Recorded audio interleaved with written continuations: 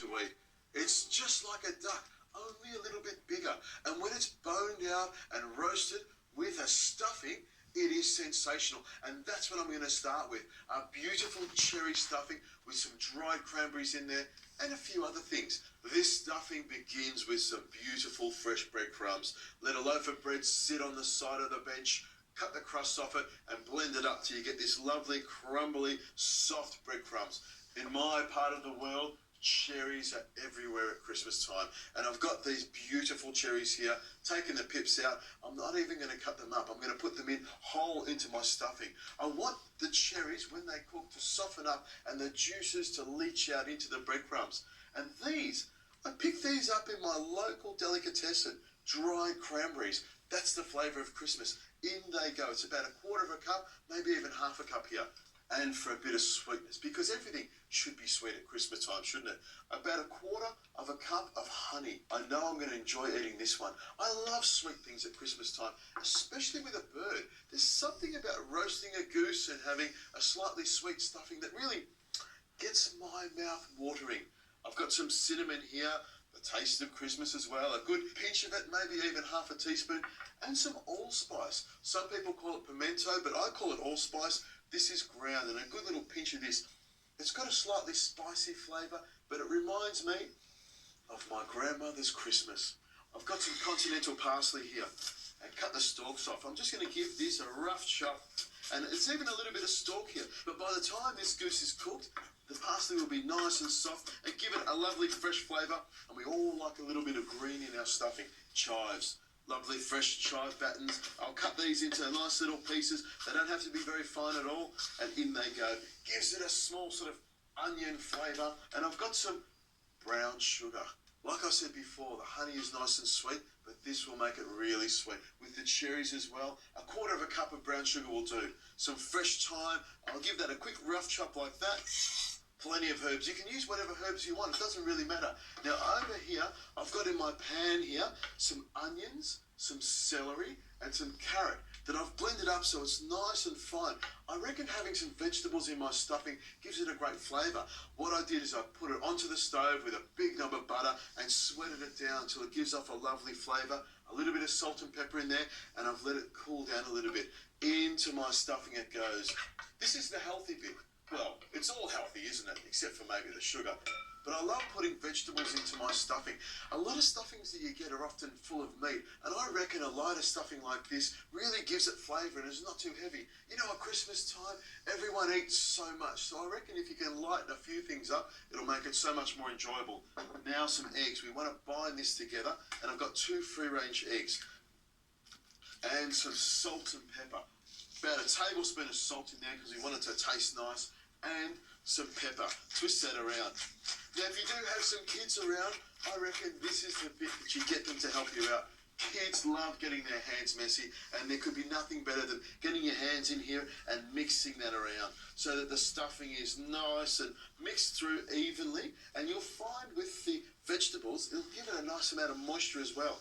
Now, this is the best part of cooking. You have to taste things as you go along just to make sure that things taste the way they should.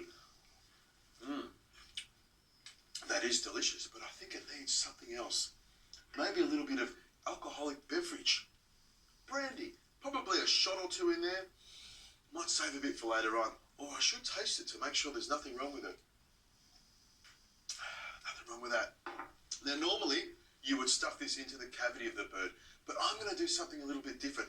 I'm going to bone out the goose and then stuff it. So when I've roasted it and I'm ready to carve it, there'll be no bones to get in the way. It'll just be meat and stuffing. What could be wrong with that? Around the world, there are many traditional Christmas dishes, but the most common by far is roast turkey. Roast turkey is delicious, but with so many beautiful birds out there, why stay monogamous? I say, mix it up at Christmas. If you want to take a bird home, first you have to get to know her and work out how she likes to be treated. Here are some tips. Chicken and turkey are white-fleshed and quite mild in flavour. If you want something stronger and gamier, goose and duck are the way to go. The trick with all poultry is to crisp up the skin, and you do that with plenty of salt, a light rub of olive oil and a hot oven. my simple instructions and you can guarantee that the bird you bring home to meet the family this Christmas will be welcomed with open arms. The first step is, of course, to attack the bird from the bottom. These wings here, they sort of get in the way. I just cut them back like that. And the other one here, I'll do the same thing. Cut it all the way back so I can bend it. And this is where the big chopper comes in. Just with a good knock like that, and off comes the wing. I'll put them in the bowl there because I'll save the wings to make a stock or even a great snack for later on. Into the bowl it goes. Now I'll turn my goose back over again. This is what we call the parson's nose, and this is the neck. With a sharp boning knife, I cut all the way down the spine here like this. What I want to do is actually remove the skin and the flesh from the bone all the way around. And I try and keep as much of the neck skin on as possible because that'll hold it all together later on. You can see the meat is coming straight off the bone there. You do, of course, need a nice sharp boner. That's essential. And off comes that thigh bone, just in long, gentle knife movement. That's all it is. Then as you get to the end of the breastbone, you turn the goose over and just carefully run your knife along that meat there. Now we want to go down the breastbone again, down the other side. If you've ever eaten chicken, you'll know exactly what I'm talking about. And you can see a lovely fresh goose like this comes apart in no time. And away comes that skin. Now it is nice to roast a bird on the bone. The meat is always sweetest on the bone. But for me, boning it out like this means that when it comes to carving, it's just a quick and easy carve and all the meat comes off with all the stuffing and everyone gets the same piece. Off comes the body. The wings and the body and the bones will all go into a stock. I'll just remove the wing bones and the leg bones and this will be a boneless goose. Out it comes there like that.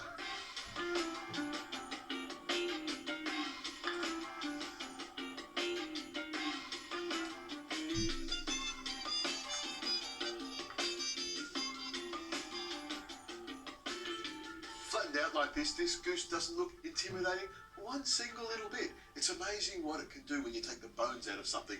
Now it's flattened out like this, with the skin on the bottom, the meat on the top, and you'll notice that the goose meat is quite dark, very much like venison or beef. A little bit of salt on top because meat loves salt and salt loves meat, and just because it's Christmas doesn't mean we should have any less salt in our diet. Black pepper. Make sure you get plenty of black pepper all over the goose. You don't want anyone to miss out. Now for the stuffing. The easiest way is to grab some of the stuffing with your hand and pop it into the middle. Just give it a bit of a smooth and a pat down so it holds together. You don't want it coming apart. As this cooks, the egg will help to bind it together and all the moisture will set. It'll be a firm stuffing. I just pull one side over and then the other side. And to hold it all together, I've got one of these skewers. Just push it through the skin. Push it all the way through to the end. I want to use the skewer to hold the bird together while I tie it. One last little push. Look at that. A little bit of stuffing coming out of the end there, but don't worry, we'll get that later. And over we go. Push the stuffing back in to make sure it holds. And that looks perfect. No bones in it, just goose flesh and skin on the outside, just to hold it together. I've got some butcher's swine here, tie a knot in the end so it stays firm and stays in the right shape as it roasts. And I put it around the neck here like this. You don't need to tie this part too tight, and then I just tie it around. You could, of course, just tie individual knots, but with a little flick of the wrist like this, you can turn it around and you've got a great knot that just holds it all together, and you can do it with one length of string. Another little twist. Not too tight because you don't want to squeeze any of the stuffing out while it roasts. You just want it firm enough so it stays one nice even shape and cooks very, very evenly. Now you're probably thinking I can see a bit of that stuffing, but don't worry, that stuffing will stay together. One little nut down the end here and that'll just hold everything in there. Beautiful. And this little piece of stuffing will caramelise on the outside. That's the piece you grab first. Off comes the string. Pop that over there and give my hands a little wipe. It looks great just the way it is, nice and even. Now it's time to roast it. I've got an oven tray here with a wire rack on it. A good drizzle of olive oil on the outside. And of course, as I'm bringing it over, I'll rub it all together to make sure that olive oil gets into every single nook and cranny. Some salt on the outside. And of course, a twist of pepper. This is going to roast in the oven for about an hour at about 180 degrees Celsius. Now, you're thinking, Richard, what about that leftover bit of stuffing? You're not going to sit there with a spoon and eat that by yourself, are you? I've got some aluminium foil here with some greaseproof paper, and I'll just rub a little bit of butter on the outside there and my stuffing. I would love to just sit here with a spoon eating the rest of this, but stuffing used to be shared by everyone. And you know what? When you're stuffing birds or whatever you're stuffing, there's always a little bit left over. And I reckon when you roll it up like this, just around the outside like that, and then in foil to hold it all together, and about halfway through cooking the bird, I throw this in next to it. It cooks and it gets a great flavour to it. And you know what? I reckon it looks like a Christmas bonbon, don't you think?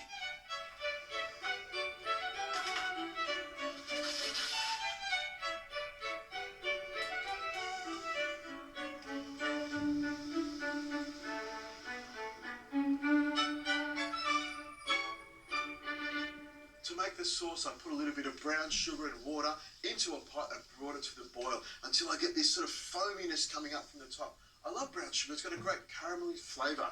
Now, into my pot, I'm going to put some pitted cherries. Be careful because caramel is very, very hot. You don't want to burn yourself. You can hear that starting to sizzle now. Give that a bit of a stir around. The heat of the caramel will cook the cherries and soften them up so they become part of a beautiful, sweet cherry sauce. I'm going to put a bit of brandy in there. Oh, about a quarter of a cup. Hear that sizzle? That's all going to stew away. And if I turn that on the side, you'll see a little bit of flame coming up the top there like that. That flame will burn off the bitterness of the alcohol. Just let that go for another 20 seconds or so till the flame dies away. It might be a good idea to have a fire extinguisher handy. Or, if you think it's getting out of hand, quite simply pop a lid straight on the top and turn the heat off. There we go. Then add a little bit of goose stock that I prepared a little earlier. Pour that in there. Now, don't you think a sauce like this with the cherries, the sweetness, the goose stock, all reduced down with maybe a little bit of butter will make a great sauce to go with the goose. And I reckon a little bit of sweetness and brandy goes with any Christmas feast.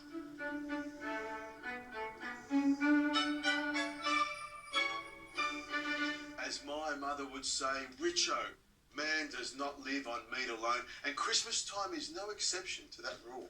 My goose is resting right here, just softening and tenderising and just becoming nice and juicy and delicious. To go with this goose, we need some vegetables, and nothing is better than broccolini. It cooks really quickly. So I've got some boiling water over here with a good twist of salt. And I've got my fry pan here. I'll turn that on, and to that I'll put in some olive oil, some extra virgin olive oil, and I'm not going to heat it up too much. I'm just going to crush this garlic, chop it up nice and fine so it cooks really quickly, and into the pan it goes. Some chilli.